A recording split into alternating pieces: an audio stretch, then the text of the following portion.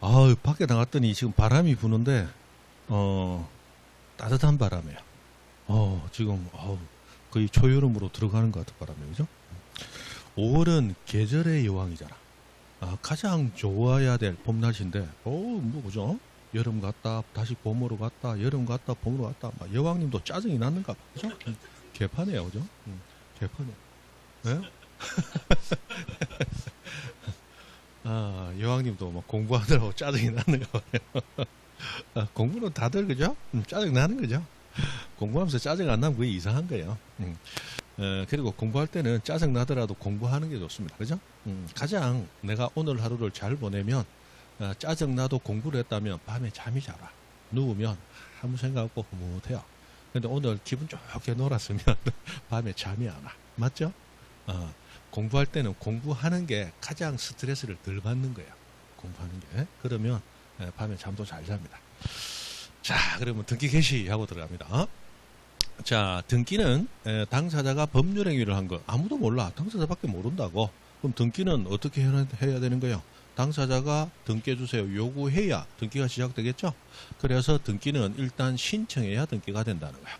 그래서 법률 규정이죠. 등기는 법률에 다른 규정이 있는 외에는 없다면 당사자가 등기해달라고 신청하거나 관공서가 등기해달라고 촉탁하거나.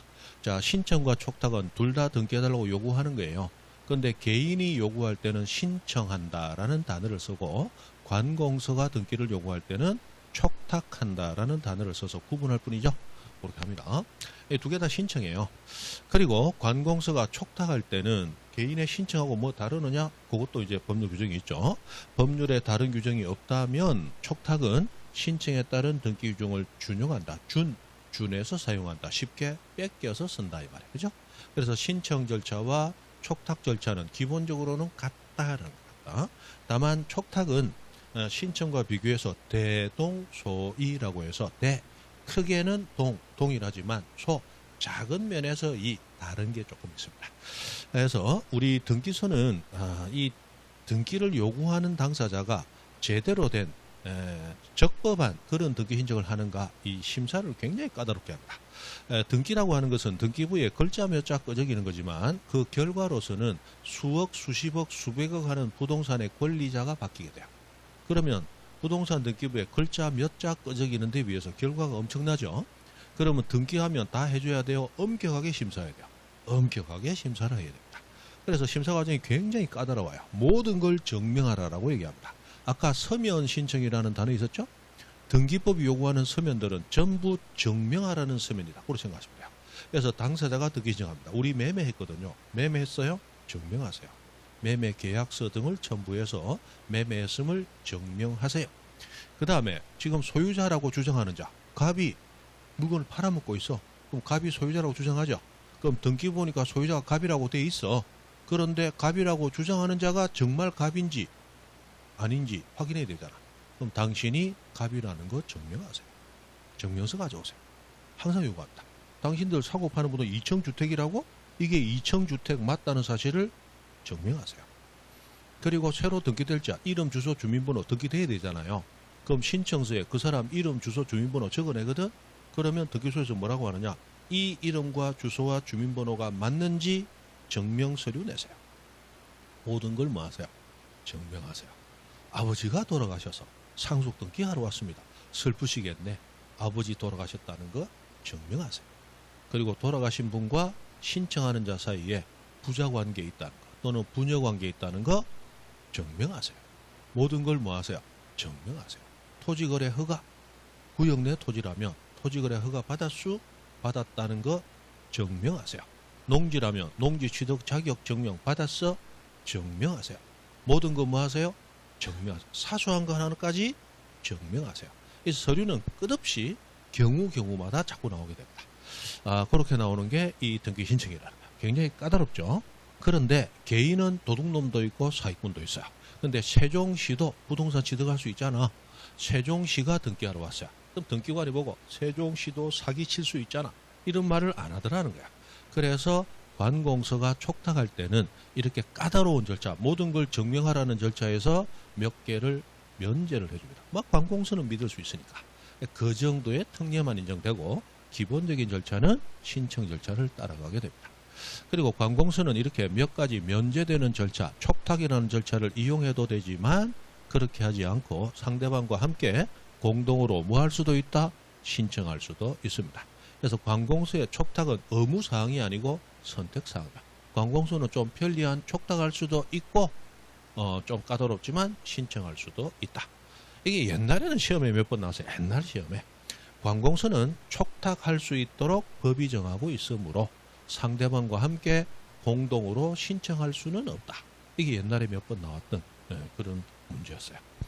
그런 것도 나왔었다. 됐고. 자, 그리고 법률에 다른 규정이 있다면 등기관이 알아서 등기해주는 직권에 의한 등기도 있고, 법원은 관공서니까 촉탁할 수도 있지만 법원은 촉탁하지 않고 안 하면 죽여버리겠어 하고 명령하는 경우도 있습니다. 그래서 직권에 의한 등기도 있지만 법원의 명령에 의한 등기도 있습니다. 여기서 직권에 의한 등기는 대부분이 좀 중요합니다. 명령에 의한 등기는 크게 중요하진 않아요.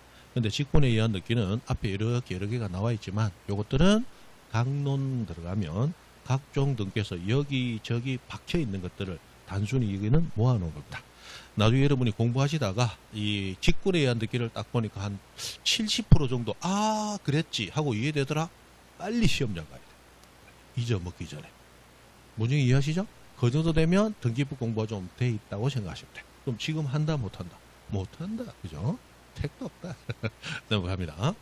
자, 여기서부터가 이제 우리 등기법에서 주로 나오는 파트가 이제 시작됩니다.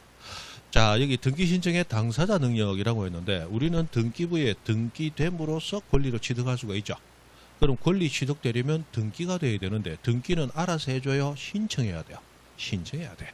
그럼 내가 신청하는 당사자가 될 수 있다. 이 말은 신청이 가능함으로 등기될 수 있다. 등기된다는 얘기는 부동산의 권리를 가진다는 얘기죠. 즉 부동산의 권리를 가질 수 있는 자가 누구냐. 요걸 이제 지금 여기서 다루는 거예요.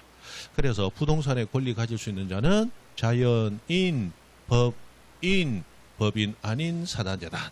요 세 사람만 부동산의 권리 가질 수가 있습니다. 그죠? 그래요. 사람은 참 복잡한 짐승이에요. 그래서 살다 보면 둘이 좋아가지고 눈 맞아가지고 평생 사랑하면서 살 것처럼 해놓고 몇 년 지나면 세상에 원수도 저런 원수가 없다. 이런 집도 있잖아. 맞죠? 그러면 남자가 밖에 나가서 일하고 술 한잔 마실 수도 있지. 늦게 새벽에 들어올 수도 있지. 새벽에 들어오면 소파에 누워서 오히려 소파 보고 돌아오면서 방구만 뻥 끼고 네가 오는지 안 오는지 쳐다도 안 보는 여자들이 있습니다. 맞죠? 그럼 남자는 뭐라고요? 들어오면서 사람은 있어도 반기지 않고 강아지만 뛰어나서 꼬리 흔드니까 강아지 들고 뭐라 한다. 역시 개가 사람보다 낫네. 맞잖아. 그런 소리 나오는 집은 집구석이 이제 이상한 거야. 맞죠? 그리고 돌아놓은 소파에 여자는 뭐라 한다.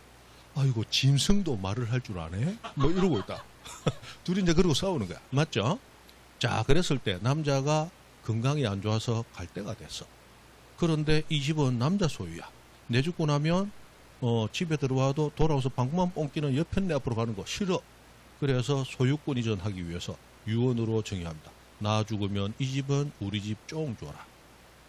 자, 쫑은 부동산의 소유권을 가질 수 있는가? 된다 안 된다? 안 된다. 그거 따지는 게 이거다. 그거 따지는 게.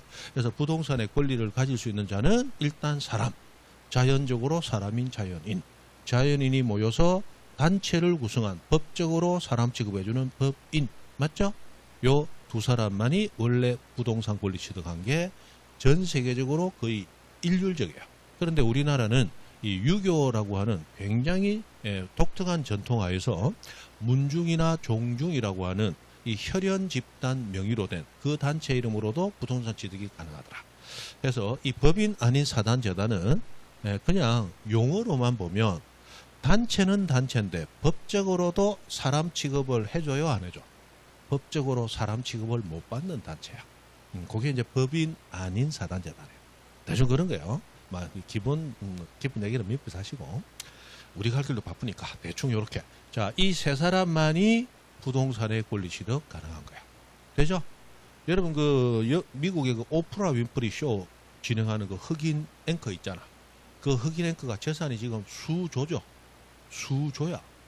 미국에서는 그냥 진짜 자본주의의 꽃, 뭐 좋게 하면 꽃이고 잘못되게 하면 자본주의의 폐해가 드러난 게 미국이잖아. 미국은 그냥 유명하면 돈이 되는 그런 자본주의의 폐해가 그대로 드러났어요. 맞죠? 근데 유명하면 돈이 돼. 유명하면. 그냥 유명인 자체가 바로 돈이야. 미국은 그렇다고. 그죠? 그러니까 재산이 수조야. 오프라 윈프리. 그 오프라 윈프리가 집에 강아지를 몇 마리 겠는데 강아지를 위해서 집을 줘줬다고. 2층짜리 집. 그 2층짜리 집 주인데 6억 들었다던가? 지방에 아파트 사는 사람 한 3, 4억 하고 살잖아. 그죠? 개반도 못한 집에 사는 거야. 그 집을 줘줬는데 그 집을 등기를 한다고 생각해 보세요.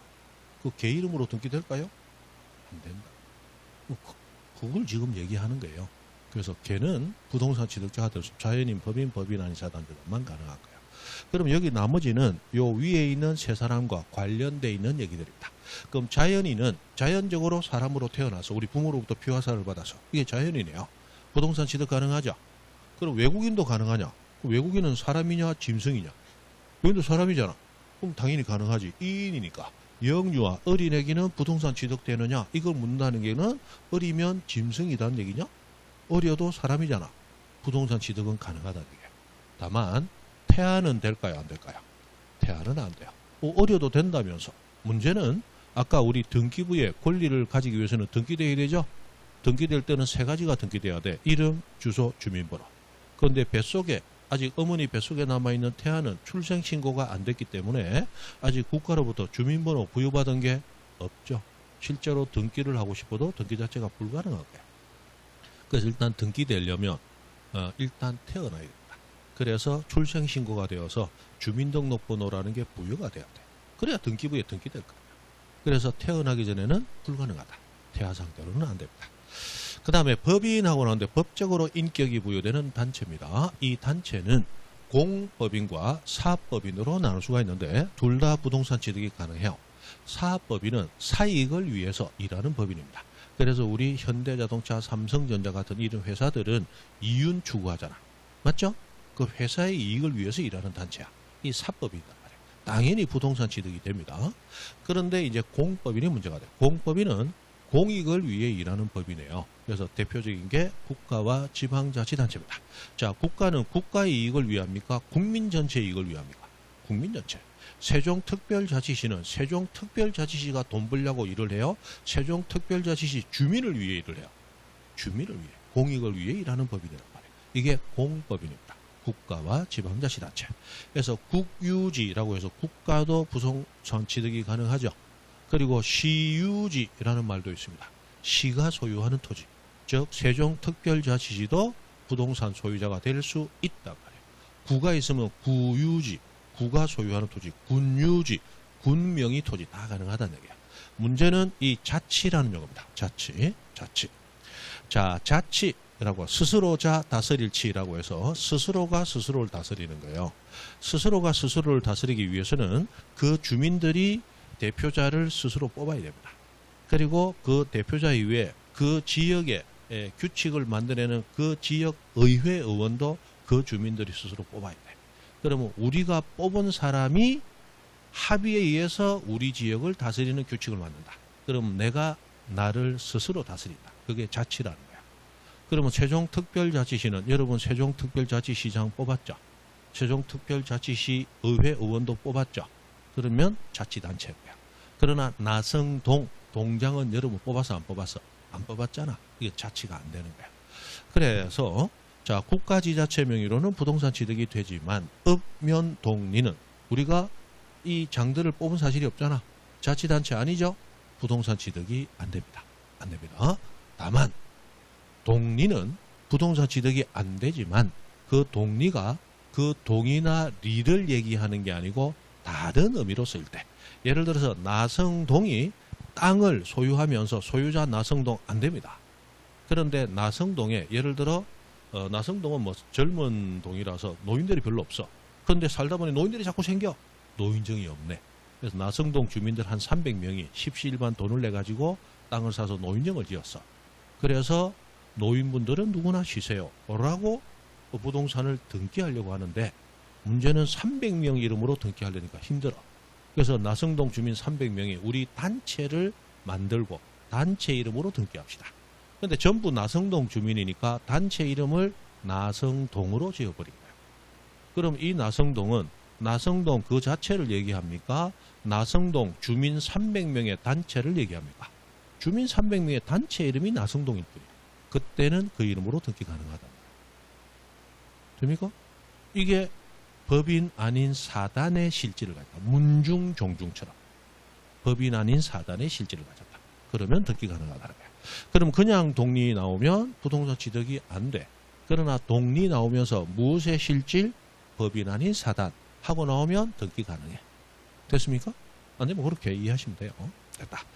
얼마 전에 읍면은 한번 나왔습니다. 무조건 안 돼. 그러나 동리는 이렇게 동리하고 나오면 안 되지만 법인 아닌 사단이 되었다 하면 된다.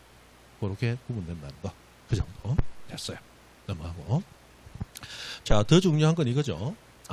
요 사람은 부동산 자격 취득자가 될 수 없어요. 라고 하면서 우리는 시험을 준비하기 때문에 시험에서는 원칙보다는 예외가 오히려 더 중요하죠. 그래서 요 네 사람은 부동산의 취득자가 될 수 없어. 그래서 학업주택 하고 외웁시다. 학업주택. 공부를 열심히 해야 돼. 학업에 열중해야 되는데 학교만 갔다 하면 조퇴하고 다른 거야. 학업주택. 그럼 뭐 개파이지 뭐. 부동산 취득도 해 못해. 공부를 열심히 해야 돈 벌어서 부동산 취득도 하지. 맞죠? 맨날 학교만 가면 조퇴하고 다른 뺐는데 뭔 부동산 취득해. 학업주택. 자, 학교는 부동산 취득이 안 됩니다. 자, 쉽게 학교의 땅과 학교의 건물은 소유자가 학교일까요? 학교를 설립한 자일까요? 학교를 설립한 자가 학교 주인이지 학교가 학교 주인이 아니단 말이에요. 무슨 말인지 이해돼요? 자, 학교는 교육시설을 통칭하는 이름이 학교입니다. 자, 저기 굴뚝에서 연기가 막 나오네. 공장이 있다는 얘기예요. 공장의 주인은 공장이에요? 공장 설립자가 주인이지 왜 공장이 주인이야? 맞죠? 그럼 학교의 주인은 학교예요? 아니야. 학교의 주인은 설립자가 주인이다. 학교가 주인일 수 없는 거야. 무슨 얘기 이해되시죠? 그래서 학교는 설립주체 명의로 등기하는 거지 학교가 주인이 될 수는 없다. 맞죠? 그래서 국립학교는 주인이 국가고 공립학교는 국가가 설립한 게 아니고 공립은 지자체가 설립한 학교야. 시군구가 설립한 학교야. 그럼 시립중학교는 주인이 그 시가 되는 것이고 됩니까?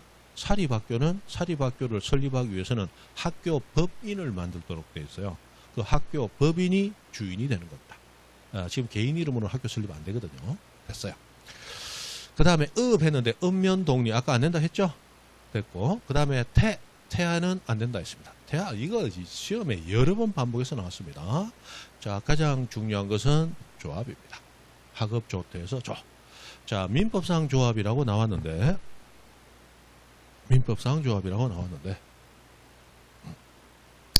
자, 이 민법상 조합은 동업하자는 동업자 단체를 민법상 조합이라고 한다. 그렇게 생각하세요. 자, 조합은 뭘 조합이라고 한다? 동업자 단체를 조합이라고 한다. 자, 이 민법상 조합이라는 이름이 붙었는데 여러분 민법에 채권 각칙을 배우면 거기서 계약을 배우게 됩니다. 여러분이 배우는 계약은 세 가지밖에 없죠. 매매, 교환, 임대차. 세 가지만 배우잖아.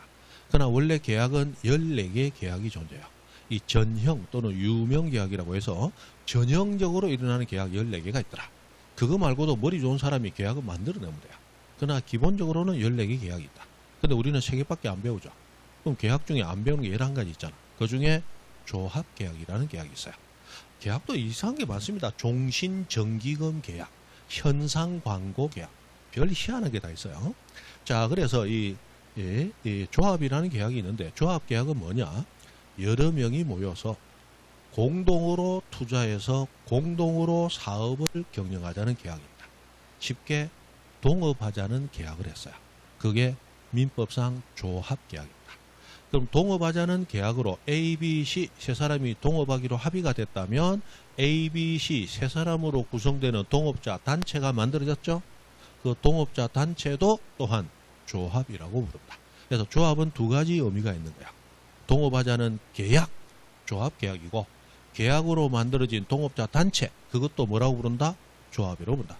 여러분 버스 운송조합, 택시 운송조합 이런 얘기 들어보셨죠? 그 조합이 그런 거야. 동업자단체다 기본적으로 생각하시면 됩니다. 자, 그러면 동업자단체가 민법상 조합이에요. 자, 문제는 이 조합이 만들어지려면 계약이 있어야 돼. 근데 계약은 의사표시 합치, 우리끼리 합의했다. 그럼 합의가 이루어지면 동업자단체가 만들어지죠. 그런데 우리끼리 만들고 난 다음에 나중에 이윤 분배를 어떻게 할 것인가 얘기하다가 누군가가 더 많이 가질래 해가지고 깨졌어. 그러면 조합은 깨졌으니까 존재하지 않습니다. 그런데 조합이 존재하느냐 안 하느냐는 당사자 의사표시 합치, 합의가 존속하느냐 깨졌느냐 그거 가지고 결정되잖아. 그런데 합의가 계속 유지되느냐 합의가 깨졌느냐는 당사자는 알아. 의사표시니까. 외부에서는 알 방법이 있어요 없어요? 없어. 그래서 조합은 그 존재 자체가 지금 있느냐 없느냐도 외부에서 객관적으로 알 방법이 없어. 그러면 부동산이라는 고가의 자산을 등기하는데 존재 여부가 불명확한 단체 이름으로 등기해준다 안 해준다? 안 해주는 거야. 그래서 조합 이름으로는 부동산 등기를 안 해줍니다. 그러면 예를 들어서 A 10억, B 10억, C 10억, 합 30억을 가지고 동업하기로 계약을 했어요. 그럼 무슨 사업하려고 하느냐? 농업 사업을 하려고 합니다. 농사지어서 뭔가 작물을 팔아먹고 그래서 이윤을 얻자. 그걸 계약했어요. 땅이 필요할 거 아니야? 그럼 땅 샀단 말이야. 그러면 처음에 소유자가 갑이었어. 그러다가 땅을 샀단 말이야. 이번 소유권에서 늦게 해야 되잖아. 근데 3명이 모였으니까 우리도 그럴듯한 단체 이름 하나 짓자. 조합이니까 3명의 친구가 모였다. 삼우조합 하고 지었어요. 저거는 좋다고 생각하겠지만 밖에서 보면 우자다, 어리석을 우자다. 어리석을 우자, 우둔한 사람들이, 그죠? 삼우조합하고 지금.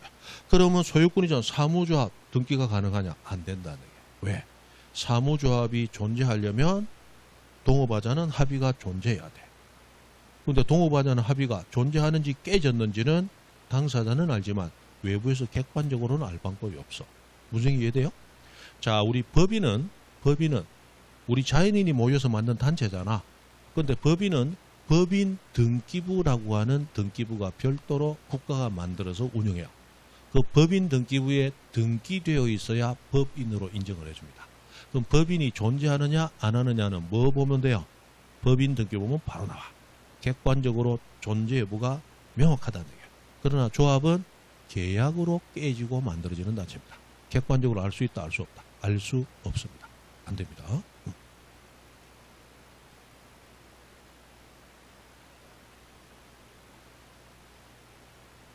등기되죠. 무능력자도 얼마든지 등기돼요. 무능력자도 사람인데 사람 짐승 아니잖아. 맞죠? 등기돼요. 법이 정하는 절차만 법정 대리인이 있잖아요. 그러면 그 사람들은 스스로 법률행위 유효하게 할 수 없지만 법정 대리인이 해주면 되잖아. 맞죠? 그럼 우리 어린 애기도 아까 영유아라고 했잖아. 1살 된 애기, 6달 된 애기. 지금 아빠 엄마도 뭐로 입만 뻥긋뻥긋하고 그죠? 배고프면 울기만 하는 애기. 그 애기도 부동산 취득할 수는 있다. 그럼 걔가 어떻게 취득할 건데?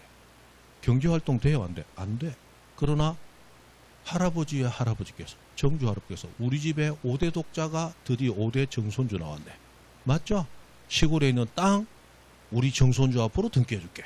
그러면 손주되는 아들하고 손주 며느리가 6개월 된 아들을 대신해서 입이 쫙 찢어지면서 할아버지 고맙죠. 주시면 받죠.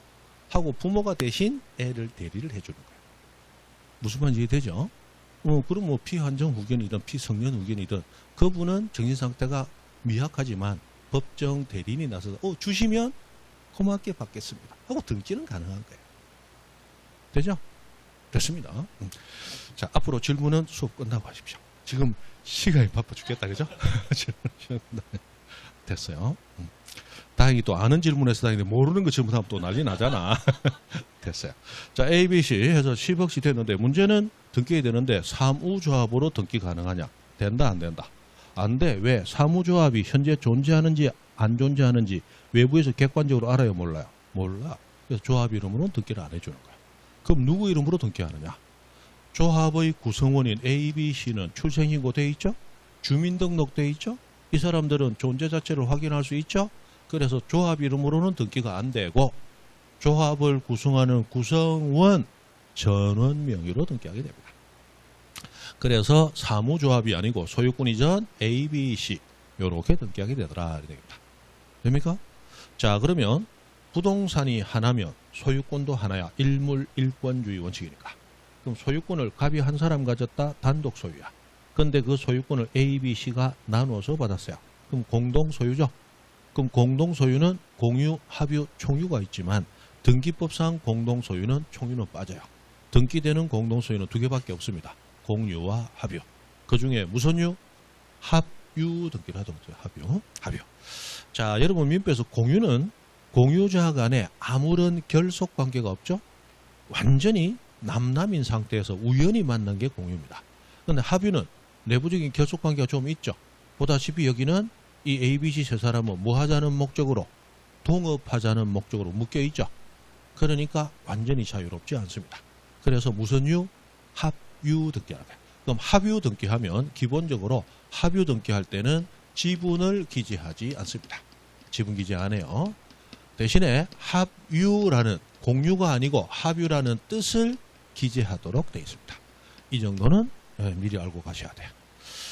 그래서 등기할 때 소유권 이전 A, B, C 하는데 소유권 이전 해놓고서는 합유자 A, B, C 이렇게 적어가요. 여기에 이제 합유라는 뜻이 여기 나온다는 거예요. 그리고 지분이 기재되지 않습니다. 그 정도까지 알아둡니다. 조합. 자, 해서 요 정도 들어갔어요. 조합의 이름은 절대로 등기되지 않습니다. 존재 자체가 불투명하기 때문에 조합의 이름은 아예 등기부에 올라갈 수 없어요. 그래서 뭐 저당권자로 등기할 수 있느냐? 안 됩니다. 채무자로도 등기 안 되느냐? 안 됩니다. 무조건 등기부에는 조합 이름은 못 올라갑니다. 그 정도 됐어요. 여기에서 한 문제가 아주 자주 나옵니다. 자, 기술지문 복습 1번. 태아로 있는 동안에는 태아의 명의로 대리인이, 즉 법정 대리인 얘기했죠? 등기 신청할 수 있다 없다? 없다. 태아는 아예 부동산 취득 자체가 된다 안 된다? 안 된다. 그러니까 아예 등기 신청이 안 되는 거야. 그건 아까 피한정 후견, 피성년 후견은 무능력자지만 일단 자연인 맞죠? 등기는 가능해. 그럼 법정 대리인이 등기 신청해서 부동산 취득할 수는 있다. 그러나 태아는 무능력자가 아니고 아직 태어나지도 않았어. 아직 인간 취급을 안 해준다는 얘기입니다. 맞죠? 태어나야 사람이라는 거야. 태어나야 사람이다. 됐어요. 이거 가지고 이제 예전에 시비 거는 분이 있었어요. 어떻게 시비를 거냐? 사실상 가능한 거하고 법률상 가능한 거 이제 헷갈리시는 거야. 그게 뭐라고 하느냐? 아니, 태아 명의로 등기는 불가능하다는 건 알지만 안 되더라도 신청은 해볼 수 있는 거 아닙니까? 신청은 해볼 수 있는 거 아닙니까? 길바닥에 침 뱉으면 뭐 오물 투기? 침 뱉으면 안 돼. 뭐 해가지고 뭐 5만 원인가 3만 원인가 아마 과태료 같은 거, 과태료라고 부르나? 그런 게 있을 거예요. 뱉으면 안 되지. 그러나 뱉으면 안 된다는 제한은 있지만 뱉을 수는 있잖아. 내가 뭐 입이 없나 침이 없나? 뱉을 수는 있잖아. 이게 법률적으로 가능한 거하고 사실상 가능한 거하고 구분하셔야 된다. 법적으로 가능하다. 법에서 가능하다는 얘기는 사실상 가능하다를 얘기한다. 법적으로 가능하다를 얘기한다. 법적으로 가능하다를 얘기하는 거예요. 됩니까? 그러면 법적으로 태아 명의로 등기돼야 안 돼. 안 된다면 태아 명의로 등기해달라고 신청하는 것도 법적으로 가능하다, 불가능하다. 법적으로 불가능하다. 사실상은 할 수는 있죠. 안 되더라도 해볼 수는 있잖아. 다른 사람 때리면 안 된대. 그러나 나는 주먹이 없나? 뭐 상대방 얼굴이 없나? 때릴 수는 있다고. 그러나 법적으로 때리면 돼, 안 돼? 안 되는 거야. 그걸 갖다가 때리면 안 돼 라고 했는데 틀렸어. 봐봐. 내가 때려볼 테니까. 이건 사실상 가능한 거하고 법률상 가능한 거 구분해야 된다. 무슨 이해하시죠? 예전에 한 문제 생사가 달린 분은 진짜 이거 가지고 뛰어오셨다고. 와가지고 선생님, 이거 안 되지만 해볼 수는 있는 거 아니냐. 이것도 맞다고 해야 되지 않느냐. 근데 법적으로 할 수 있다는 사실상 가능을 얘기한다. 법률상 가능을 얘기한다. 법률상 가능 불가능을 얘기한다. 안 되는 거예요. 그 마음은 이해. 그 한 문제 생사가 돼. 1년이 또 달렸단 말이에요. 그죠? 참 가슴은 아프지만 안 됩니다. 3번. 자, 시설물로서의 학교 명의로 등기할 수 없다. 안 된다. 지자체 등기 신청에서 등기 당사자 능력이 있다. 부동 취득 가능하죠. 민법상 조합은 직접 자신의 명의로 등기 신청할 수 없고 조합을 채무자로 표시하여 조합재산의 건저당권 등기. 자, 이때는 조합이 권리자로 들어간다, 채무자로 등기된다. 채무자로 등기하고 싶다. 된다, 안 된다? 안 돼. 무조건 등기부에 이름 올라갈 수 없다. 어떤 식으로든 조합은 등기될 수 없습니다. 그래서 등기할 수 없다. 이게 가끔씩 제법 여러 번 반복해서 나오고 있어요. 그 정도. 자, 넘어가서 등기 신청의 당사자로 갑니다. 자, 등기는 당사자가 신청하면서 혼자 신청하면 돼요? 양자가 함께 신청해야 돼요? 양자가 함께. 그게 공동신청입니다. 자, 여기서 이 공동신청은 그냥 단순히 여러 사람이 함께가 아니에요. 공동신청은 권리자와 의무자가 함께. 그래서 두 사람이 함께 신청을 해야 됩니다. 그럼 권리자는 누굴 얘기하고 의무자는 누굴 얘기하느냐? 자, 권리 나왔으니까 뭔가 좋고 의무 나왔으니까 뭔가 안 좋죠. 그럼 권리자와 의무자가 함께 신청인데 권리자와 의무자는 어떻게 구분하느냐? 자, 지금 등기 신청하고 있어요. 아직 등기는 안 됐어요. 그러나 그 신청하는 등기가 된다면이라는 이 가정을 하는 겁니다. 그럼 등기부에 등기가 됐다고 보고 뭐 보고 판단하느냐? 등기 기록을 보고 판단합니다. 기록 보고 판단하니까 유리하더라, 즉 권리를 취득하게 되더라, 등기 권리자. 불리하더라, 권리를 상실하더라, 등기 의무자. 이 양자가 함께 신청해야 공동신청이라는 공동신청. 그럼 가장 기본적인 걸 봅니다. 너무 기본적이라 시험에는 거의 안 나옵니다. 자, 보시면 자, 우리 민법상 물권은 모두 8개밖에 없습니다. 점유권이 있고 본권이 있는데 점유권은 등기되는 권리 아니죠? 등기되는 권리 아니고 점유권은 권원이 필요 없어요. 즉 정당성하고는 전혀 관계없이 도둑놈한테도 가지고만 있으면 점유권이라는 권리 인정해 주죠. 남을 두드려 패고 물건을 뺏은 인간한테도 가지고 있으면 점유권이라는 권리 인정해 줘요. 정당성과는 전혀 무관해요. 그냥 가지고 있는 사실 상태를 보호해 주자는 거야. 근데 점유권은 등기 안 되니까 됐고 본권은 기본적으로 권원, 정당한 권리들입니다. 그래서 소유권과 제한물권이라는 걸로 나누는데 제한물권은 용익물권, 담보물권 있죠. 자, 용익물권, 담보물권은 제한물권입니다. 뭘 제한해요? 소유권을 제한합니다. 소유권을 제한해요. 그래서 소유권자가 사용수익 처분의 권한, 이 권능이라고 얘기하는데 세 가지를 다 가지죠. 자, 이 세 가지를 모두 가지는 유일한 권리가 소유권입니다. 사용수익 처분의 권능을 가져요. 맞죠? 자, 이 시계 내 겁니다. 여러분 쓸 수 있어요? 못 써. 소유자가 쓰는 거야. 나만 쓰는 거야. 여기서 이익이 나오면 여러분이 가져야 돼? 소유자는 내가 가져야 돼? 내가. 수익. 맞죠? 이 시계를 팔아서 남에게 공짜로 주거나 돈 받고 팔거나 할 수 있는 유일한 사람은 이 지구상 80억 인구 중에 나밖에 없어. 내 거니까 내가 처분하는 거야. 그래서 사용수익 처분의 권능은 원래 소유자만이 가지는 거야. 그런데 여러분이 시계를 보고 너무 차고 싶어. 그래서 양 선생한테 제의합니다. 시간당 10,000원 드릴게. 5시간만 빌립시다. 그래서 50,000원 주겠다는데 내가 이거 살 때 56,000원 줬는데 50,000원 주고 5시간 빌리겠다. 당장 빌려주지. 맞죠? 그럼 5시간 동안은 여러분이 사용 수익하는 거야. 그럼 그 5시간 동안은 소유자인 나도 쓴다 못 쓴다? 못 쓰는 거야. 그러면 여러분이 예를 들어 이 전세권으로 빌렸다라고 가정해 보세요. 그럼 전세권 기간 동안에는 소유자도 쓴다 못 쓴다? 못 쓰는 거야. 그래서 여러분은 소유자가 못 쓰도록 제한해버리고 여러분이 그 기간 동안 쓴단 말이에요.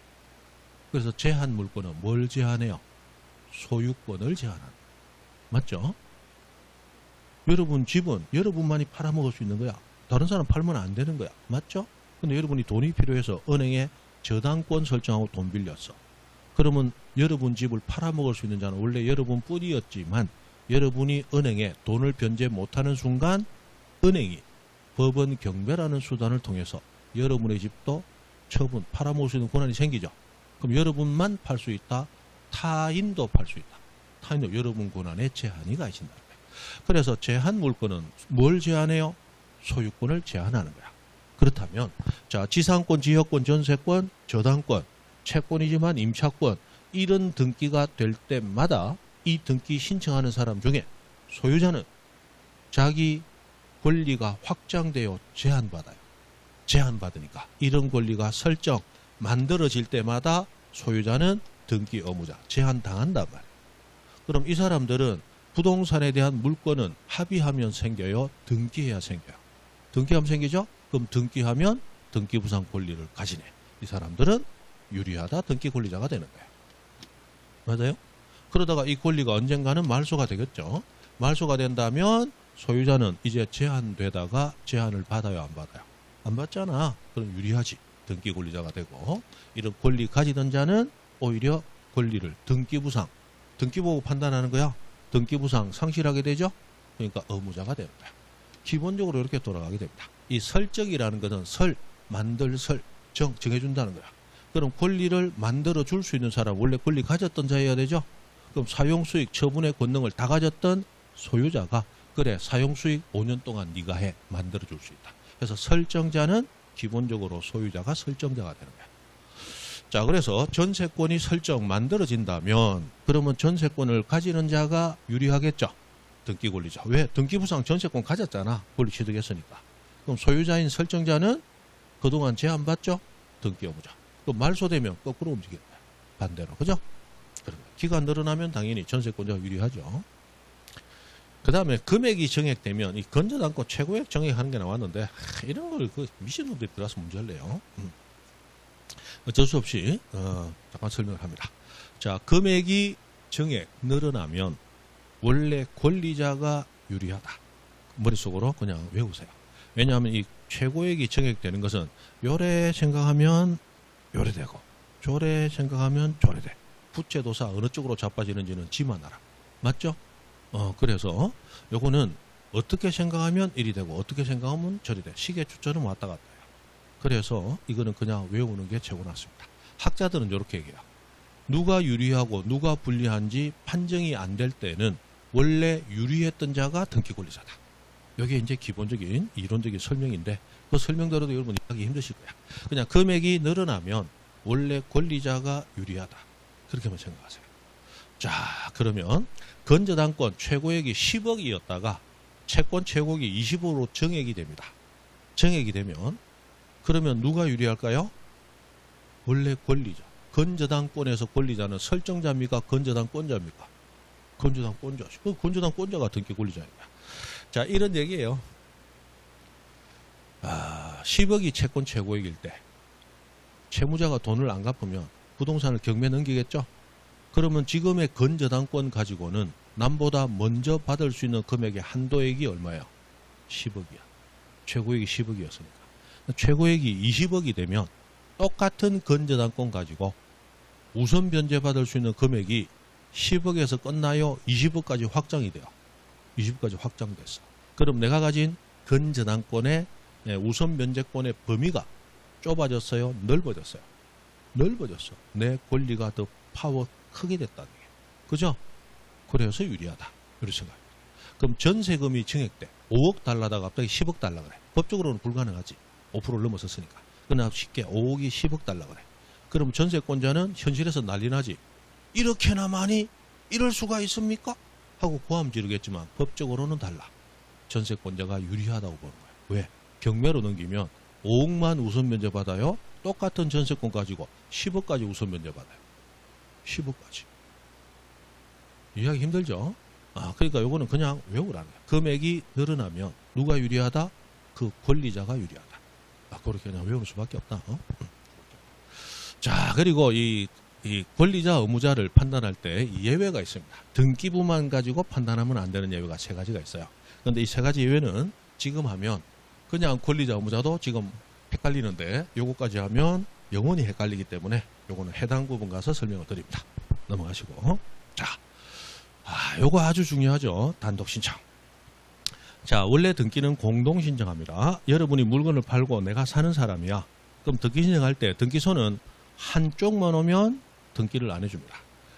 등기하게 되면 권리가 넘어가죠. 부동산 권리는 작게는 수천만 원에서 크게는 수십, 수백억까지 한다고. 이런 권리에 변동이 일어나는 등기를 하는데 등기소에서는 한 사람만 확인하고 등기해 줍니까? 양자를 모두 확인하려고 합니다. 양자를 모두 확인하려고 해요. 그래서 두 당사자가 공동으로 신청하라. 그래서 두 당사자를 모두 확인하겠다라는 게 기본 개념이에요. 그런데 두 당사자가 존재해야 되는데 애초부터 한쪽밖에 없다. 그럼 공동신청이 안 되겠죠. 그럼 단독신청의 예외가 인정이 돼요. 그 다음에 둘 다 확인하려고 하는 것은 잘못된 등기를 해주지 않겠다. 이걸 등기법상 진정한 등기만이 이루어지게 하겠다. 이걸 등기의 진정성이라고 얘기를 하는데, 이 진정성을 양자를 확인하지 않아도 진정성이 이미 확보되어 있다면, 그러면 혼자 와도 좋아. 대표적인 것이 판결받았을 때입니다. 자, 두 사람이 계약했습니다라고 찾아오면 계약서는 둘이서 위조하고 사기꾼 둘이가 등기관을 속일 수도 있어요. 그러나 법원에 판결서를 가져오면 등기관이 판단하기 전에 이미 누가 판단을 한 거야? 법원의 판사가. 맞죠? 이미 다 판단을 하고 판결 내려준 거야. 판결서 가져오면 믿어줄게. 그럼 둘이 안 와도 돼. 혼자 와도 돼. 라고 이제 인정해 주겠다. 그러면 단독 신청은 법이 특별히 허용하는 경우에만 단독 신청을 허용해 주는데, 그럼 단독 신청을 허용하는 예가 몇 개쯤 되느냐? 많다. 학자들이 얘기합니다. 단독 신청의 특례는 광범위하게 허용되고 있다. 그런데 이 단독 신청은 무조건 시험에 나온다. 단독 신청할 수 있는 거 없는 거 이렇게 묻는 것도 가끔 나오지만, 그렇게 말고 그냥 등기법 문제 나올 때 이 등기는 이렇게 저렇게 요렇게 저렇게 하는데 단독 신청한다. 이 등기는 저렇게 저렇게 요렇게 저렇게 하는데 공동 신청해야 된다. 이러고 그냥 툭 지나가요. 여기서 단독 신청이냐 아니냐를 모르면 문제 자체를 못 푸는 거야. 그래서 이 문제는 무조건 나오는 거다. 외워야 된다. 요거는 등기법을 공부를 좀 해가면 할수록, 문제풀이를 많이 하면 할수록 이거 아느냐 모르냐 따라서 풀 수 있는 문제 범위가 확 달라져요. 무조건 외워야 됩니다. 자, 단독 신청 광범위한데 시험에 자주 나오는 것은 그 중에 한 9가지가 있더라. 그래서 9가지를 외우자. 그래서 판결에 의한 등기, 수용에 의한 등기, 보존 등기, 상속, 표시, 그 다음에 신탁 등기, 혼동에 의한 말소 등기, 가등기, 가처분에서 판수보상, 표표, 신원가, 판수보상, 표표, 신원가 하고 외웁니다. 일단 뭐가 뭔지 몰라도 앞 대가리부터 외웁니다. 콩나물은 대가리가 제일 맛있는 거야. 그죠? 대가리부터 꼭꼭 따서 씹어 먹어야 된다. 판수보상, 표표, 신원가 하고 외웁니다. 요거 외워두고 나면 처음에는 이거 찾아보면 단독 신청할 수 있는 등기 이렇게 나오는 문제수가 그렇게 많지는 않아요. 그러나 나중에 좀 고수가 돼서 풀다 보면 강론에서 끊임없이 나옵니다. 이거 안 외워두면 문제를 못 푸는 게 많다. 판수보상, 표표, 신원가. 일단 외웁니다. 대가리부터. 판수보상, 표표, 신원가. 외울 때는 리듬 박자 그대로 외우세요. 혼자 가서 판수보상, 표표, 신원. 이거 100번 해도 안 외워진다. 맞죠? 리듬 박자 타서 그렇게 외우다. 판수보상, 표표, 신원가. 판수보상, 표표, 신원가. 판은 판결, 수는 수용, 보는 보존, 그리고 보존 등기의 말소, 그 말소, 상속, 그리고 법인의 합병, 그리고 표시하는 등기, 신탁 등기와 그 말소, 혼동 나오는 말소, 가등기 가처분의 앞대가리들이야. 판수보상, 표표, 신원가 하고 외웁니다. 지금 이제 설명할 거예요. 판수보상, 표표, 신원가 외우셔야 됩니다. 그 중에 가장 중요한 것이 판결받아서 하는 등기입니다. 자, 판결은 법원이 판결 결정 내려준 겁니다. 법원은 그냥 말만 듣고 판결하는 게 아니고 증거 서류까지 모두 가지고 양쪽 당사자 모두의 의견을 듣고 결정 내려준 게 판결입니다. 그래서 판결이 있으면 믿을 수 있다. 그런데 여러분 알다시피 판결은 한 판으로 끝난다. 대법원까지 보통 3판 가더라. 3판 가죠. 3판 갑니다. 근데 요번처럼 대법원 판결이 나왔는데 그 대법원 판결이 자판한 게 아니고 환송을 해버리면, 파기환송. 요번에 봤잖아. 공직선거 위반으로 대법원이 전원합의체해가지고 파기환송해서 고등부 다시 돌려보냈죠. 그럼 고등부에서 다시 형량 판결을 할 겁니다. 요번에 그 유죄 판결은 확정된 거예요. 그래서 이재명 야당 대표는 그냥 공직선거 위반 유죄 확정은 된 거예요. 문제는 이제 선거에 나올 수 있느냐 나올 수 없느냐, 그게 걸린 거예요. 이게 100만 원 이상의 벌금형이 되면 피선거권 박탈이야. 대통령 후보로 못 나오는 거야. 그런데 유죄로 확정이 됐지만 99만 원 벌금형이 확정되면 100만 원 미만이죠. 그러면 피선거권 박탈은 안 돼. 나올 수 있는 거예요. 그래서 유죄로 확정은 됐지만 나올 수 있냐 없냐는 고등법원의 형량이 나와야 돼요. 문제 이해되시죠? 근데 그 형량이 안 맞다면 다시 재상고를 할 수 있다. 그럼 이 파기환송된 경우는 결국은 5판까지도 가능해요. 그리고 했는데 그 뒤에 오랜 세월이 지나서 증거가 새로 나오면 우리 옛날에 뭐 국가보안법 위반으로 뭐 간첩죄로 했던 사람이 재심해가지고 지금 유신의 심장을 쏘았다는 김재규 옛날 경호실장 그거 지금 재심 들어갔잖아. 아마 됐습니다. 이런 여러 가지가 있습니다. 있는데 자, 이 판결은 여러 판 가능하니까 판결이 났지만 이 판결이 뒤집어질 수가 있다면 그럼 뒤집어질 수도 있는데 등기해 줄까요? 안 해줄까요? 안 해줘.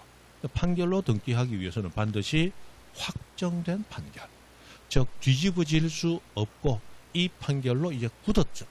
그때 그 판결로만 등기 가능하다. 그래서 확정 판결만이 등기 가능하고 확정되지 않으면 절대로 등기해 주지 않습니다. 자, 문제는 이 확정 판결의 종류가 3가지가 있어요. 이행 판결, 형성 판결, 그리고 확인 판결이라고 하는 3가지 종류의 판결이 있습니다. 자, 이 중에 단독 신청할 수 있는 판결은 2가지 뿐입니다. 이행 판결, 그리고 형성 판결 중에서 공유물 분할 판결이라고 부르는 겁니다. 확인 판결은 단독 신청이 안 됩니다. 그 얘기가 위에 있죠. 이행 판결 가능하다. 그 다음에 뒤에 보니까 공유물 분할 판결 가능하다. 요것만 단독 신청 가능하고 확인 판결은 안 된다. 그죠? 그럼 이 판결이 어떤 판결 얘기하는 거냐? 알 필요는 없다. 이 판결을 알려면 이 소송법까지 공부를 확정해야 되는데 이 판결이 어떤 판결이냐고 묻는 등기법 시험은 없다. 됐습니까? 판결이 뭔지는 알 필요 없어요. 그냥 이행 판결은 단순합니다. 자, 돈 받고 물건 팔았어요. 그럼 등기를 안 해주네. 그래서 상대방이 소송 제기합니다. 법원에 제기합니다. 등기 해줘라. 등기를 이행하라. 해줘라. 그 판결이 이행 판결이에요. 됐습니까? 그러면 이행하라. 등기를 해줘라 했으니까 바로 권리가 확정됩니까? 등기를 해줘야 됩니까? 등기를 해줘야 되는 거야. 그런데 법원에서 판결했으니까 이제는 공동 신청해야 된다. 판결문 들고 오면 단독으로 와도 된다. 단독으로 와도 된다. 그게 이행 판결이에요. 그런데 형성 판결은 이름 그대로 말이 형성. 형성은 만드는 내는 거잖아요. 형성. 맞죠? 그럼 판결만 있으면 뭐 하지 않아도 등기하지 않아도 권리관계, 법률관계가 바로 형성 만들어지는 거예요. 그래서 이 형성 판결 중에 대표적인 판결이 공유물 분할하라는 판결입니다. 자, 토지가 하나 있습니다. 이 토지를 갑과 을이 공동 소유하고 공유했어요. 그럼 여러분 민법에서 공유하는 자는 일물 일권이니까 소유권 한 개를 나눠 가지겠죠? 예를 들어 2분의 1씩 지분 가진단 말이에요. 물건 하나의 소유권은 몇 개밖에 없다. 하나밖에 없어. 그럼 소유자가 여러 명이더라도 소유권 한 개씩 가진다. 물건이 하나니까 한 개 있는 소유권을 나눠 가진다. 나눠 가지는 거야. 예를 들어 2분의 1씩. 이게 지분이라는 거야. 그죠? 그래서 2명이 2분의 1씩 지분 가지는 거야. 그런데 지분이 2분의 1이니까 물건 한 개 반만 써야 돼요? 한 개 다 쓸 수 있어요? 한 개 다 쓸 수 있어. 지분은 그 양이 아무리 적어도 목적물 전부의 효력을 가지는 거야. 예전에 제가 단독주택 살다가 단독주택에서 애 둘을 낳았어요. 무슨 애 둘을 낳았는데 단독주택 살다가 아파트 처음에 이제 입주를 하게 됐어요. 그래서 아파트를 가는데 2000세대 아파트입니다. 크죠? 그래서 단독주택 마당에서만 놀던 애들이 아파트 2000세대 되니까 부지가 한 2만 6천 평인가 돼. 얼마나 넓어요. 가는데 모르는 사람들이 막 지나가니까 애들이 위축돼가지고 아빠 여기 막 가도 돼? 그런데 2000세대야. 그럼 2000세대 주인들은 건물만 사요? 땅도 같이 사요? 땅도 같이 사. 그럼 2만 6천 평 땅은 2,000명이 공동 소유하죠? 그럼 나도 그 중에 한 명이니까 2,000분의 1 지분 가졌을 거 아니야? 그러나 2,000분의 1 지분이더라도 2,000분의 1만 사용한다. 전부 사용할 수 있다. 전부 사용. 그게 지분은 그 양이 아무리 적어도 목적물 전부에 효력이 미친다. 그래서 우리 아들 양촌에 손잡고 뭐라고 한다. 괜찮아. 마음대로 뛰어놀아. 이 땅 전부 아빠 거야. 뒤에 괄호 2,000분의 1 지분이지만 이건 괄호 안에 있는 거야. 맞죠? 그러니까 애들이 아빠 땅이야? 우리 땅 넌 매일 막 뛰어다니는 거야. 가다 보니까 놀이터가 나와. 2000세대 크니까 놀이터 3개나 있어. 그러니까 모래 깔린 놀이터, 푹신푹신한 거 있는 놀이터, 저 놀이터. 맞죠? 그러니까 애들이 놀이터 놀고 싶어. 그러니까 아빠 놀이터, 와, 뭐, 또 있고, 뭐도 있고. 가서 놀아. 아빠 여기 놀아도 돼? 얘기했잖아. 저 놀이터, 아빠 거야! 맞다, 틀렸다. 맞다, 법적으로. 아무리 적은 지분을 가진 자도 전부의 효력을 가진다. 아빠 거야. 노는 거야. 놀다가 아빠 오줌 말이야. 그런데 26,000평 우리 집까지 갈래 너무 멀어. 오줌 쌀 것 같아. 보니까 옆에 관리사무소 있어. 관리사무소 올라가니까 3층에 노인정에 들어가긴 좀 그렇고 올라가니까 이 화장실 잘 돼 있잖아요. 들어가나? 그러니까 아빠 막 들어가도 돼? 어허, 이 건물 누구 거야? 아빠 거야. 마음 놓고 오줌 가. 자, 지분은 아무리 그 양이 적어도 목적물 전부의 효력을 가지는 거예요. 그래서 갑과 을은 2분의 1 지분만 있지만 전부를 쓸 수 있죠. 근데 갑은 전부를 쓰려고 들어갔는데 을도 전부 쓸 수 있잖아. 들어오니까 둘이 부딪혀가지고 불편하더라. 그래서 갑이 을에게 얘기합니다. 우리 분할하자. 그래서 좀 작더라도 내 맘대로 쓰고 싶다. 했더니 을은 반대합니다. 아, 싫어. 나는 내 맘대로 쓰더라도 작으면 싫어. 나는 불편하더라도 크게 쓸래. 그래서 갑이 소송을 내는 거야. 을은 못하겠다고 버티는데 법원에 판결이 나옵니다. 요렇게 잘라라. 판결 나는 순간 소송 낸 원고인 갑도 피고인 을도 이제 법률관계가 판결에 따라 형성 바로 만들어져 버려요. 그래서 요거는 갑 거, 저거는 을 거. 법률관계가 바로 형성 만들어져 버립니다. 뭐 하지 않아도 등기하지 않아도. 그래서 우리 민법 187조 보시면 상속, 공용징수, 판결, 경매, 기타 법률 규정 등기 없이 권리 취득하죠. 그럼 등기 없이 권리 취득하는 판결은 확정 판결 중에서도 무슨 판결만? 형성 판결만. 민법에서 배웠잖아. 형성 판결은 뭐 하지 않아도 등기하지 않아도 바로 권리가 확정, 형성 만들어지는 거야.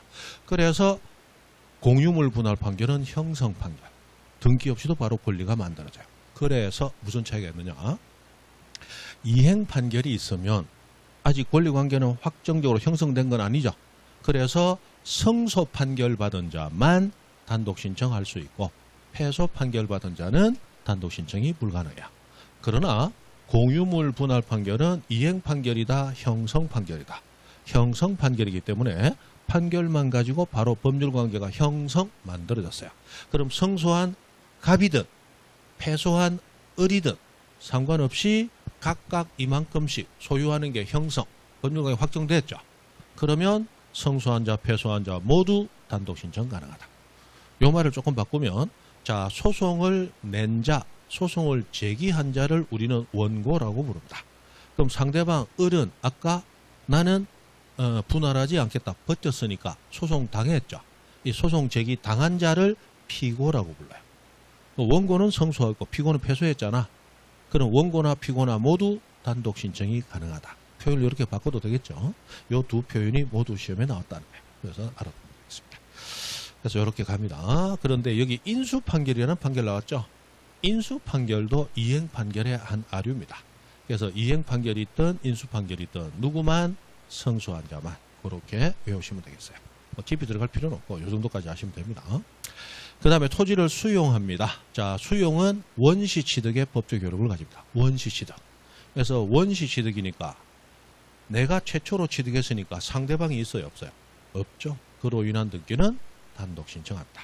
그래서 수용했을 때는 미등기 부동산을 수용하면 보존 등기하고 등기된 부동산을 수용하면 이전 등기를 하는데 상관없이 수용 나오면 단독 신청입니다. 상대방이 없어요. 수용은 원시 취득이니까. 원시등기니까 됐다. 그리고 보존 등기 역시 원시 취득자가 최초로 하는 등기죠. 그래서 보존 등기도 단독 신청합니다. 자, 여러분이 집을 건축 지었어요. 그러면 집을 지었으니까 최초로 여러분이 건물을 만들었죠. 그럼 건물의 원시 취득자야. 그 건물을 다른 사람에게 샀다면 승계 취득했죠. 승계 취득은 넘겨준 자가 있고 넘겨받는 자가 있잖아. 공동 신청해야 돼. 그러나 원시 취득은 나밖에 없잖아. 단독 신청하는 거야. 되죠? 그리고 보존 등기가 잘못되었다. 그 등기를 말소해야 되겠다. 그럼 말소 등기도 원시 취득으로 등기된 그 자가 단독으로 말소 신청합니다. 외우셔야 돼요. 보존 등기 단독 신청도 자주 나오지만 보존 등기의 말소 등기 단독 신청도 자주 나옵니다. 자주 나옵니다. 그 다음에 상속. 자, 아버지 돌아가시면 어머니하고 자식들이 상속을 받습니다. 자, 그러면 어머니하고 아버지가 워낙 금슬이 좋아서 눈만 마주치면 애가 하나씩 튀어나오는 거야. 그래서 어머니 아버지 밑에 구남매가 있었어. 아버지 돌아가셨어. 아버지 재산을 어머니하고 자식 9명 합해서 몇 명? 10명이 상속 등기하러 갑니다. 단독 신청, 공동 신청. 단독 신청이에요. 자, 돌아가신 분 아버지는 등기부상 권리를 우리에게 넘겨주는 자죠. 권리 상실하죠. 등기 의무자. 어머니와 자식 9명은 등기부상 아버지 재산을 물려받죠. 전부 등기부상 권리 취득하죠. 등기 권리자요. 그럼 등기 권리자가 10명이 갔는데 의무자는 지금 생존했다 사망이다. 사망이니까 등기 신청 돼 안 돼? 안 되죠. 그럼 10명은 모두 등기 권리자만 10명 있는 거예요. 의무자가 없죠? 그러면 단독인 거예요. 아까 공동은 권리자와 의무자가 함께. 그게 공동이라 했잖아. 그냥 머리수 많다고 공동이 안 해요. 권리자와 의무자가 함께. 그게 공동이다. 그래서 10명이 갔지만 단독 신청인 거예요. 됩니까? 단독 신청. 그렇다. 그리고 법인의 합병. 이것도 단독 신청입니다. 단독 신청. 자, 이런 얘기입니다. 이 합병은 토지를 합병하고 건물을 합병하는 거 법인의 합병이에요. 법인의 합병. 법인 합병. 자, A 법인이 있고 B 법인이 있습니다. A 법인이 부동산 5개를 가지고 있었어요. 그리고 B 법인이 있는데 B 법인이 A 법인을 흡수하는 합병을 했습니다. 그럼 A 법인은 지금 존재해요, 안 해요? 안 하죠. 그럼 A 법인이 가졌던 5개의 자산은 A 법인이 없어지니까 무주물이 될까요? 아니고 A 법인을 흡수한 B 법인이 가져야 될까요? B 법인이 가져야 되겠죠? 그러면 현재 등기부는 A 법인 명의로 등기되어 있잖아. 원래 A 법인이 소유했던 자산이니까 소유자가 A 법인이잖아. 그런데 지금 법인이 합병됨으로 해서 A 법인은 존재해요, 안 해요? 안 하죠. 맞죠? 그러면 B 법인이 소유권을 가져야 되는데 A 법인 명의에서 B 법인 명의로 이전 등기 받아야 될 거 아니에요? 그런데 A 법인은 존재해요, 안 해요? 안 하잖아. 상속하고 똑같단 말이에요. 아버지가 돌아가시면 아버지 명의 재산을 자식들이 가져야 되는데 아버지 지금 생존 사망 등기증 못하네. 그럼 자식들만으로 단독.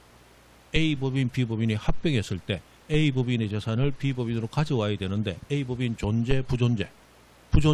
그럼 B 법인만으로 단독 신청. 똑같다는 얘기예요. 됩니까? 똑같은 얘기가 된다. 그런데 여기 예외가 있다. 유증은 공동신청이다. 유증은 공동신청이다. 요게 오히려 좀 자주 나오죠. 유증은 공동신청. 자, 유증은 아까 얘기했습니다. 유언으로 하는 정의요. 오늘 여러분이 집에 가서 가만히 생각하니까 양 선생 너무 좋아. 그래서 유언으로 정의하는 거야. 부동산 내 죽으면 다 가져가시오. 자, 그러면 양 선생은 좋지. 근데 여러분도 여러분 사망하고 나면 여러분 상속인들이 있을 거 아니야. 맞죠? 여러분 사망 후에 보니까 뭐 서류가 하나 나와. 두금반 세금반 하면서 봅니다. 우리가 아는 재산 말고 숨겨놓은 재산이 더 있는 모양이다 하고 봤더니 숨겨놓은 게 나왔다.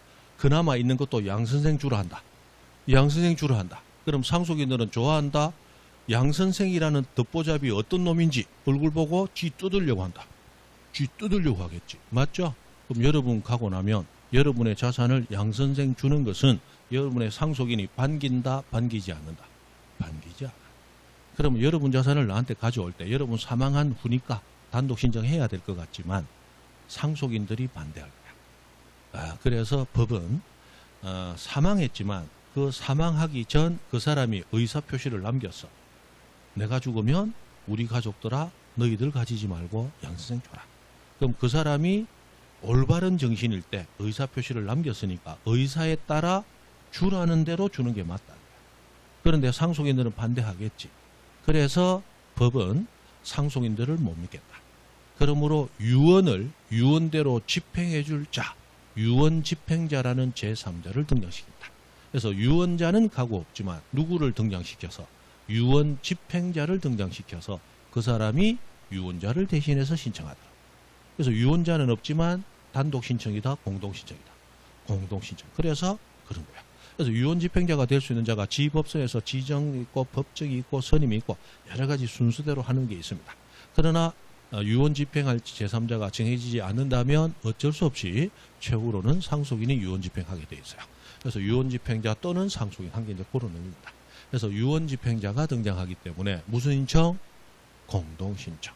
유증은 공동신청이다. 특별하죠. 그 정도. 그 다음에 표시 나왔는데 이 표시 등기는 부동산의 표시와 등기 명의 표시 두 개밖에 없습니다. 그리고 표시라는 이름이 나오면 언제나 단독입니다. 왜냐하면 표시는 권리가 아니기 때문에. 부동산 표시는 부동산이 2층이냐 단층이냐 뭐 면적이 100제곱미터냐 200제곱미터냐 권리가 없죠. 이건 다 단독 신청이에요. 그 표시라는 이름이 붙는 등기는 두 개밖에 없습니다. 부동산의 표시와 등기 명의 표시 모두 단독 신청이에요. 그 다음에 신혼가인데 신탁 등기와 말소 등기 신탁 가서 배웁니다. 혼동은 민법에서 배웠으니까 혼동이라고 이름만 하시면 되고 가등기 가처분도 가등기 가서 배우면 됩니다. 나머지는 일단은 지금은 신경 쓰지 마세요. 그래서 판수보상 표표 신혼가 배웁니다. 일단 외우세요. 집에 가서 엄마 뭐 하는데 판수보상 표표 신혼가가 뭔데? 몰라. 그냥 외우라더라. 몰라도 돼요. 일단 외우는 게 중요하다. 제가 앞에도 이 얘기했어요. 몇 달 전에도 그때 가서 판수보상 표표 신혼가가 기억나면 이게 머릿속에 들어올 거다. 기억 안 나면 또 새로 시작하는 게 될 거다. 일단 외워라. 외웠다 안 외웠다. 내가 살아있는 생명체고 그죠? 인간의 존엄이라는 게 있는데 네가 하란다고 해서 내가 할 것 같나? 그죠? 우리 하는 말이죠. 내 마음이 동해야지. 아이고 웃기고 있네. 그죠? 자, 기울지문 복습 요거 하고 10분 쉬겠습니다. 3번 성소한 등기 권리자가 이행 판결에 의한 등기 신청을 하지 않는다면 자, 이행 판결이 있으면 오로지 성소한 자만 단독 신청할 수 있죠. 그런데 성소한 자가 등기 신청하지 않는다면 패소한 자가 등기 신청할 수 있을까? 할 수 없다. 패소한 자는 안 됩니다. 오로지 성소한 자만 가능해요. 됩니까? 성소한 자만 가능해요. 자, 4번. 그러나 이행 판결이라고 나오지 않고 공유물 분할 판결이라고 나왔어. 그러면 성소한 자 뿐만 아니고 패소한 자도 단독 신청할 수 있죠. 됐습니다. 자, 4번. 보존 등기 단독. 그 말소 등기도 단독. 5번. 건저당권의 채권 최고액을 감액하는 변경 등기하고 나왔습니다. 자, 여기서는 여러분에게 요걸 소개하려고 하는 거야. 자, 권리에 대해서 뭔가 등기합니다. 권리. 자, 권리가 생기고 발생, 변화되고 변경, 없어지고 소멸. 그래서 권리의 발생, 변경, 소멸이 있으려면 기본적으로 우리끼리 의사표시 합치, 계약을 해야 돼요. 계약을 해서 권리는 만들어져. 권리 내용을 바꾸는 것도 우리가 계약 합의를 해야 돼. 그 권리를 주기로 간다. 말소 등기도 혼자 간다, 공동으로 간다. 합의해서 공동으로 간다. 그래서 권리가 발생, 변경, 소멸될 때는 나 혼자 간다, 상대방과 공동으로 한다. 공동. 그래서 권리 나오면 기본적으로 공동이에요. 그래서 권리의 설정 등기한다, 권리 이전, 권리 변경, 권리 경정, 권리의 말소, 권리의 말소 회복, 뭐가 나오든지 간에 일단 권리 나오면 무슨 인정? 공동인 거야. 근데 권리 나왔는데 판수보상 표표 신혼가가 같이 있어. 그러면 단독이에요.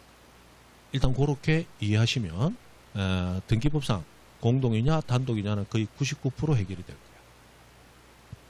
됩니까? 그래서 권리 나오면 무슨 신청? 공동 신청. 근데 권리인데 판수보상 표표 신혼가. 권리 이전 등기 공동이야. 근데 상속받아 권리 이전해요. 단독이야. 판수보상 나왔으니까. 수용해서 이전 등기. 단독이야. 판수보상 표표 신혼가니까. 그렇게 하는 거다. 그러면 여기 건저당권 권리에 대해서 뭔가 등기하는데 판수보상 표표 신혼가가 없죠? 그러면 공동인가 보다. 그렇게 하면 맞다. 6번 법인 합병. 아까 판수보상 상속과 법인 합병 나오면 공동이다 단독이다. 단독. 그러면 저당권 이전 또는 법인이 가졌던 소유권 이전 또는 법인이 가졌던 전세권 이전 모두 무슨? 단독. 7번 공유물 분할 판결 첨부하여 등기 권리자가 단독으로 공유물 분할 원인으로 지분이 등기 신청할 수 있다. 단독 신청할 수 있으니까. 그죠? 그런 얘기입니다. 자, 10분 쉽니다.